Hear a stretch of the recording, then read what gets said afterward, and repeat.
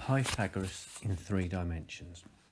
The diagram here shows a cuboid with dimensions 40 centimetres, 80 centimetres and 60 centimetres. In this problem, a game is packed inside this box, and in part of the game there's a rod that will fit just inside it. So we're going to find the length of that rod. If it fits just inside, the longest it can be is the length of the longest diagonal within that box, which in this case we can look at A to G.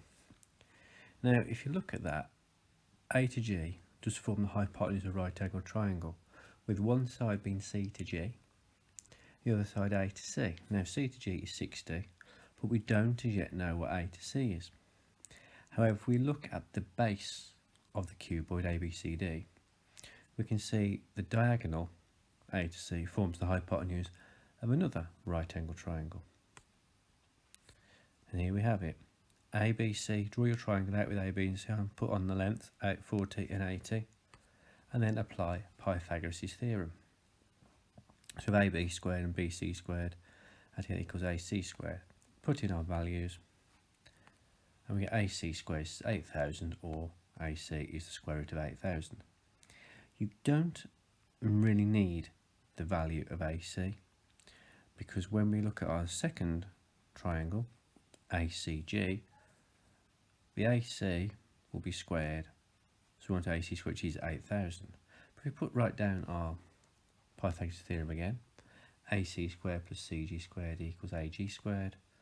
We've got the root of 8,000 all squared plus 60 squared is AG squared. Calculate both of those values and add them together, and we get AG squared being 11,600. Now we can square root that, and now is the time when we can round it. We want our answer to be one decimal place, so leave that till the very end, and that gives us 107.7 centimetres. Now we can also use Pythagoras in 3D to look at other 3D shapes. One in particular is the square-based pyramid, and this one here is made up of a square on the base and 4 equilateral triangles with sides of length 10 centimetres. We want to find the height of the pyramid. So we mark X in the middle of our square, which is directly below the apex, so XE will be the height that we want. With this one, if we want XE as a height, we need the value of the distance from one of the vertices to X. So we're going to look at A to X.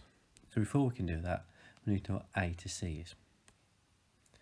Well, that's just the hypotenuse of the right angle triangle with 10 and 10. So we have AC squared is 10 squared plus 10 squared. So our diagonal is going to be the square root of 200. So halfway across is just half of that. You can simplify root 200 if you want to, or you can just leave it as a half. That's a root 200. Now when we come to do the height of this square-based pyramid, good idea again to draw out the right angle triangle you're using and label it with the same letters as the vertices.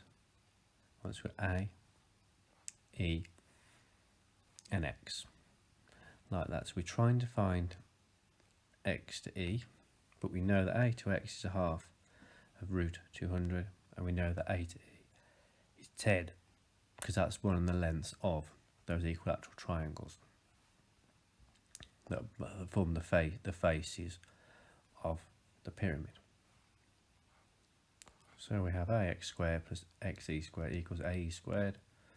So the half of root 200 all squared plus that XE squared is 10 squared.